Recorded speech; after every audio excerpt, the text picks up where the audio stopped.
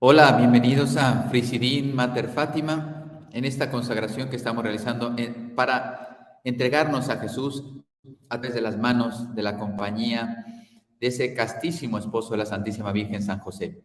Qué alegría de estarnos encontrando una vez más y vamos profundizando en ese grande, grande corazón que Dios ha regalado a la historia, a la iglesia, porque es su patrono, su protector, y al mundo y a cada uno de nosotros. Bien, el tema de hoy es muy sencillito, pero no podemos dejar de hablar de él. La educación de San José, la formación de San José. ¿Cuál era? ¿Qué tipo era? Etcétera. Vamos a ver qué podemos sacar de conclusión sobre este tema. ¿Qué tipo de formación Dios quiso darle a San José para que pudiera transmitir, digamos, a la humanidad de nuestro Señor Jesucristo? Bien, pues vamos a pedir inmediatamente la luz para que nos haga ver cuán importante es el tema de la formación en nuestras vidas. Y sobre todo hay un elemento, ¿hacia dónde tiene que ir esa formación? Pues vamos a que el Espíritu Santo sea el que llene de luz cada uno de nuestros entendimientos. En el nombre del Padre, y del Hijo, y del Espíritu Santo. Amén. Ven, Espíritu Santo, llena los corazones de tus fieles y enciende en ellos el fuego de tu amor. Envía tu Espíritu Creador y renovarás la faz de la tierra. Oremos, oh Dios, que has iluminado los corazones de tus hijos con la luz del Espíritu Santo. Haznos dóciles a sus inspiraciones para gustar del bien y gozar de su consuelo. Por Cristo nuestro Señor. Amén. Dios te salve María, llena eres de gracia, el Señor es contigo. Bendita tú eres entre todas las mujeres y bendito es el fruto de tu vientre Jesús. Santa María, Madre de Dios, ruega por nosotros pecadores, ahora y en la hora de nuestra muerte. Amén. Gloria al Padre, y al Hijo, y al Espíritu Santo, como era en el principio, ahora y siempre, por los siglos de los siglos. Amén. Sagrado corazón de Jesús, en vos confío. Inmaculado corazón de María, sed la salvación del alma mía. Castísimo San José, haz crecer en mí la fe, y en ella encontraré la esperanza y la caridad. En nombre del Padre, del Hijo, y del Espíritu Santo. Amén. ¿Cuál era la formación de San José? La respuesta es sencilla, es difícil saberlo porque la Escritura no habla nada de ello, pero se pueden inferir varias cosas por todo lo que sí conocemos de la Sagrada Escritura. Y eso es lo que queremos meditar, ¿sí? Dios Padre le tuvo que dar una luz muy, muy especial al entendimiento de San José para que pudiera comprender el misterio de la redención. Fíjate, no es porque le fuera a enseñar mucho al niño, como naturaleza humana sí, le enseñó a caminar, como cualquier otro niño. Si Dios quiso asumir la naturaleza humana para ser y semejante, no igual, semejante en todo a nosotros, menos en el pecado. Entonces, bien, por esa falta de información que hay en la Sagrada Escritura, la vida de San José, solamente podemos conjeturar. Los teólogos hacen estas aproximaciones, estas, digamos, como propuestas, pero no se puede asegurar nada. Pero alguna cosilla sí nos dará un poquito de luz. Primero, él fue formado como un verdadero israelita. Aquí hay dos elementos muy importantes para entender que no por ser pobre, o sea, su oficio era pobre, sencillo, pero él era una persona, digamos, no era un fariseo, un doctor de la ley, no, tampoco, ni era digamos, el pobre ignorante, ni era el doctor de la ley. Era un israelita, primer argumento fuerte, era un israelita, digamos, recuerden que en aquel entonces la mayoría eran celantes, eran observantes, eran conocedores de su fe y conocedores de la historia, porque estaban esperando al Mesías. Entonces sí había digamos, la historia de la salvación sí estaba en el corazón del pueblo escogido. Lo estuvo, basta que tú veas el Antiguo Testamento, te lees los libros y sí había una grande conciencia, memoria, recuerdo de todos los prodigios, por ejemplo, de cómo Dios iba llevando a su pueblo, ¿no? No comprendían lo que estaba por venir, pero sí comprendían lo que Dios iba haciendo, ¿no? Cuando la deportación del pueblo elegido a Babilonia por Nabucodonosor, pues es evidente que fue una purificación que permitió por causa de los pecados, porque profetas los hubo que estaban avisando. Entonces, ellos no lo vieron como algo fortuito, no, llegó aquí un invasor y, ¿no?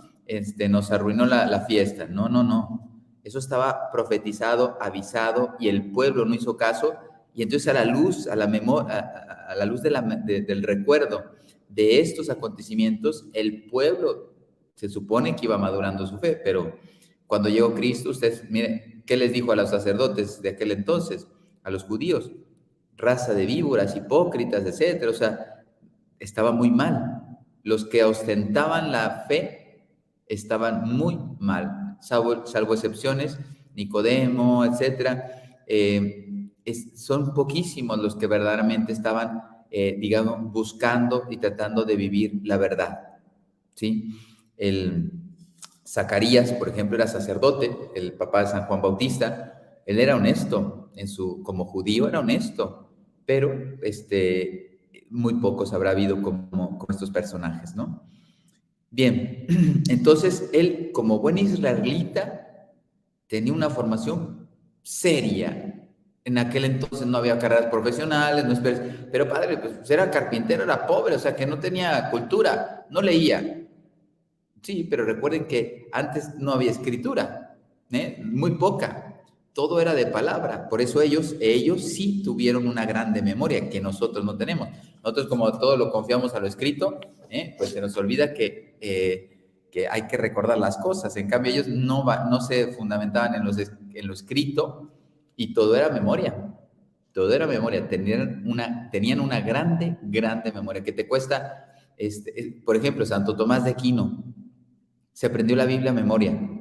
Entonces, ¿cómo? Si yo no me sé ni siquiera un párrafo de la Sagrada Escritura a memoria, apenas balbuceamos alguna frasecita. Él prácticamente se sabía a memoria la Biblia, a memoria, para que vean cómo ha habido un deterioro, efectivamente, en la humanidad en ciertos campos muy grande. Fíjate, la salud física, la técnica, la ciencia se precia, ¿no? Ahora viven más, antes vivían 40 años, 30 años, 50 años, era el anciano, ¿no? Porque morían muy rápido la gente, ¿no? Ya hemos conquistado los virus y no sé cuánto con las vacunas, perfecto, muy bien. Le das 90 años a una persona, pero ¿en qué condiciones? Amargada, débil, frágil, sin sentido a la vida, etcétera. Eso es vivir, eso es vivir. En cambio, ha habido pruebas de personas como Santo Tomás de Aquino, imagínate, o sea, solo disfrutar en su memoria la luz de la palabra de Dios. Pues ya entiende sus escritos, porque él citaba a San Agustín, a San Gregorio Magno, a todos los padres, San Joaquín Crisóstomos, a todos los padres de la iglesia, se lo conocía todo, y murió con 49 años. 49 años, o sea, no, padre, es que, bueno, estuvo 70 años cultivándose, claro, llegó a la cúspide después de 70 años de trabajo. No, 49 años vivió, no llegó ni 50. Y fíjate lo que no dejó para la historia. Y por el otro lado, entonces esto argumenta que tenía una formación, digamos, media alta, digamos, humanamente hablando, ¿no? Porque era del pueblo judío y observante y fiel y dedicado, atento a las cosas del pueblo judío, ¿no? Del pueblo escogido. Después viene el otro aspecto. Él venía de una familia noble, del rey David. Entonces su casta pues era de educación, o sea, seguro que el rey David tenía más modales que, no sé, el señor de la calle, no más dignidad delante de Dios, pero sí tenía más modales, más formación, etcétera. A lo mejor hasta era más pecador el rey David cuando pecó que un pobre que estaba fuera de su palacio, que pedía limosna porque pues nació en esas condiciones. Entonces, no se trata, fíjense, no estamos hablando de quién es mejor y quién es peor, es un calificativo que no interesa. Lo que sí interesa decir aquí en estos momentos es que si él venía de una familia noble, real, la familia del rey David, su formación no podía ser menor. Digo, en el trato, la educación, la estructura humana, etcétera, etcétera, etcétera, de un hombre de familia noble. Entonces, su educación básica pues era israelita, del pueblo de Dios, y pues su también complementada con su casta. Comprendía la ley, porque precisamente, y más ahora que se estaban cumpliendo los tiempos, mira la Virgen María, ella intuía, por eso hizo un voto de virginal, no absoluto. ¿Por qué? Porque ella decía, yo soy virgen, soy mujer, y por lo tanto, yo puedo ser escogida madre del Mesías prometido. Ajá, puede ser. Entonces ella, así lo dice San Agustín y Santo Tomás de Aquino, que ella hizo un voto virginal, no absoluto, sino en razón de lo que fuera la voluntad de Dios. Y cuando ya conoce a San José y los dos descubren que han hecho un voto virginal y entienden que la voluntad de Dios era que no fuera un matrimonio espiritual, no carnal, pues entonces ahora sí lo hace de forma absoluta y ya. Porque ella decía, bueno, si Dios quiere que me case, me escoge como madre del Salvador, normalmente una madre, salvo la Virgen María es la única que ha concebido, por obra del Espíritu Santo. El resto de mamás, todas han tenido que concebir, pues con la unión del esposo, ¿no? Entonces, bueno, ya era inminente la venida de Cristo y por lo tanto, con mayor razón, los tiempos, me imagino que el ambiente se olería de una forma especial, ¿no? No digo que supieran exactamente, pero sí, oye, sí, ya tiene que ser. Suena, hay varias cosas, factores que relacionando el Antiguo Testamento, etcétera. Seguramente muchos llegan a la conclusión, aquí no debe faltar demasiado.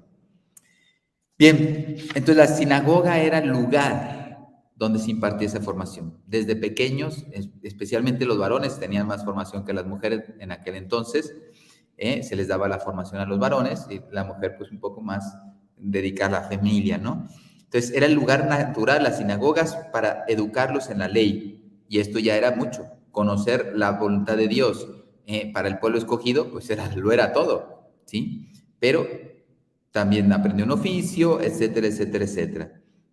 Parece ser que, no, pero los padres de la Virgen Joaquiniana, ellos sí eran también servidores del templo, ¿no? Del altar, entonces, de Dios, y ellos también seguramente eran cultivados de la familia de la Virgen, una persona muy cultivadas.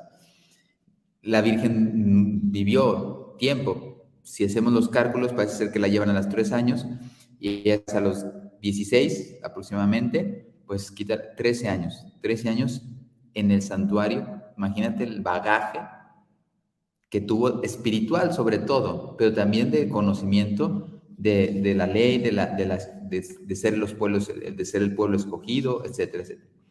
La instrucción básica en tiempos de Jesús se le daba mucha importancia a la memoria en el estudio de la ley. Se recitaban las escrituras continuamente a memoria y bueno, la gente iba tomando ese hábito. Por eso la escuela de formación era sinagogal, era la fuente donde salía toda la formación.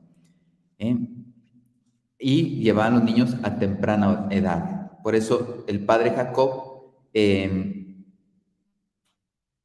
daba también instrucción fundamental en la ley. Parece, son tradiciones, esto no se puede asegurar nada, esto no es palabra de Dios porque no está. Si quisiera Dios que fuera su palabra, pues no la describe, pero esto es, ya en el cielo lo sabremos perfectamente, pero ahora pues son inferencias de teólogos. Pues me parece que podía ser así, porque relaciono, y puede ser esta la conclusión. Entonces, por lo tanto, creció en un conocimiento, cuidado, respeto hacia la ley de Dios. San José, estamos hablando de San José. Él, y aquí viene otra, la gracia que Dios le quiso dar. Una cosa es la formación, que pudo ser normal, media, alta, porque venía de familia noble, pero cualquiera podía acceder, cualquiera, no sé si los esclavos no, etcétera, etcétera, en aquel entonces, pero cualquiera de esa condición podían acceder a esa formación. Entonces, Dios, esto es muy bonito, me parece que toda la meditacioncita es cortita, Dios le dio una luz especial a San José para que conociera el misterio o el misterioso plan de salvación de parte de Dios, ¿no? Entonces, qué hermoso esta luz que dio solo a San José para que penetrara las Escrituras, porque claro, Cristo, al que iba a tener en sus brazos, era el cumplimiento de las Escrituras, si se los explicó a los profetas, etcétera, de Herodes, los magos, etcétera, no los magos de Oriente, me refiero a los magos que están en el palacio de Herodes, que les aconsejaban, que les hacían sus conjuros y estas cosas, supuestamente eran sus dioses, pues esos conocían la profecía. Y tú, Belén de Efratá, no eres la menor de las ciudades, porque de ahí va a nacer el Salvador. Entonces esa luz espiritual es una gracia que Dios le regala a San José para que comprenda las Escrituras y poder aceptar plenamente, ya había dicho que sí, pero cuando naciera, aceptar plenamente y dedicarse a Él, porque ¿quién era el que iba a tener en sus brazos? Y bueno, en este caso se dio cuenta perfectamente que era Dios, no solamente era cualquier hijo, sino que era Dios también, Dios y hombre verdaderos. Por eso se pueden imaginar el don de intelecto llevado a toda potencia a través de San José para preparar la venida del futuro Mesías. El Espíritu Santo siguió revelándole, dándole luces durante toda su vida. Fíjate cómo el ángel viene y le dice una verdad muy fuerte. Ahora lo vemos a la luz de los hechos y no, claro, el ángel tenía que ir, llevarle y decirle que se fuera, volviera, etcétera. Sí, pero te puedes imaginar que te pase a ti en la noche. Hoy en la noche te van a despertar y te va a decir, oye, coge tus cosas, fíjense para que vean lo fuerte. Imagínense esto. Tú hoy en la noche vas a ser despertado, despertada, pónganse cada uno quién es, y te va a decir un ángel, toma tus cosas, la mujer, el niño, tu familia, y vete. Vamos a poner cualquier país, y te vas a, no sé, Venezuela. No, Venezuela no, porque tiene un connotación comunista. Pero Ecuador, y te vas a Ecuador. ¿Tú lo harías? ¿Tú lo harías? Porque San José sí lo hizo. Porque él estaba cierto de que estaba haciendo la voluntad de Dios. Por eso lo hizo. Porque él sí sabía que estaba en la voluntad de Dios. También, aparte del Espíritu Santo, como trabajó el Espíritu Santo, también la Santísima Virgen, con toda esa luz que ella, después de Cristo, es la que más luz ha tenido y tendrá. No hay nadie como ella. Y te puedes imaginar, aparte de las instrucciones que le dio el Espíritu Santo, los coloquios o los detalles que la Virgen le habrá transmitido a su esposo San José, porque el hecho de que no estuvieran carnalmente juntos no significa que no se amaran, que no se entregaran, que no se apoyaran, que intercambiaran, que con mucha ilusión. Imagínate, San José, después de trabajar un montón, iría a ver a su esposa, fíjate, no la tocaba, pero iría a ver a su esposa virginal. Es su esposa realmente. Y bueno, pues, ¿qué hacían? Hablar, cuidar a Jesús, etcétera. Las grandes, grandes promesas.